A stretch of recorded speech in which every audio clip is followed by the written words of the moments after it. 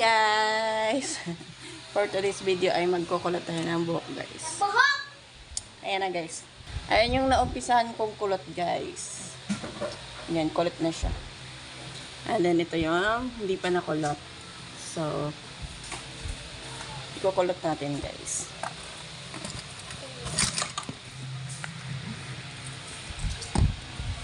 So, ayan na. Konti na lang. Kasi nakulot. Kulot na yung iba. And then, ito na lang. Ang ikukulot natin.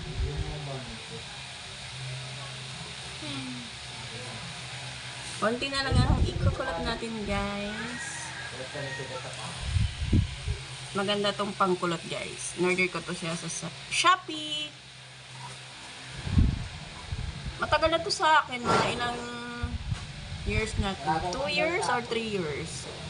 Kasi nasa Pasay pa ako nun binili ko tong pangkulot ko. Ayan na guys, oh, yung kinulot ko kanina. Hindi ako nakaumpisa ng vlog guys kasi nilaro ng anak ko yung aking cellphone. So, ngayon lang ako naka-vlog ng ng kulot. Diba?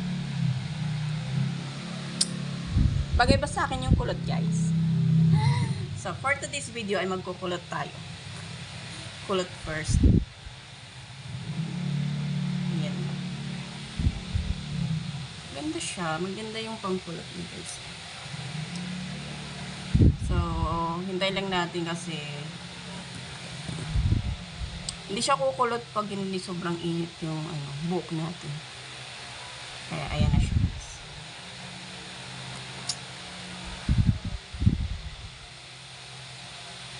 So, ayan na guys. Diba? Tada! Ang ganda na yung kulot guys.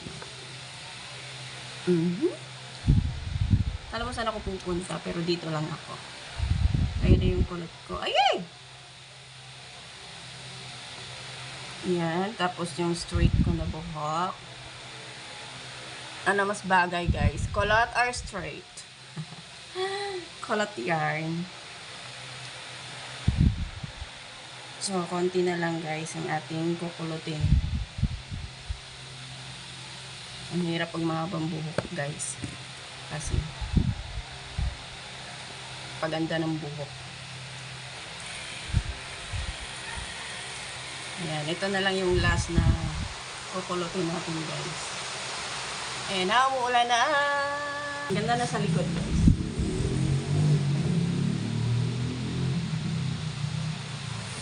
Mulot na siya. So, ayan na guys. Oh, diba? Ang ganda ng kulot. Ulitin natin to guys kasi hindi ganong kulot to eh. Ay. Kak! Saan punta yard? Dito lang sa bahay. Papaganda lang tayo. Ayan na yung likod ko guys. Tignan natin yung likod ko. Ayan. Ganda na ng likod ko.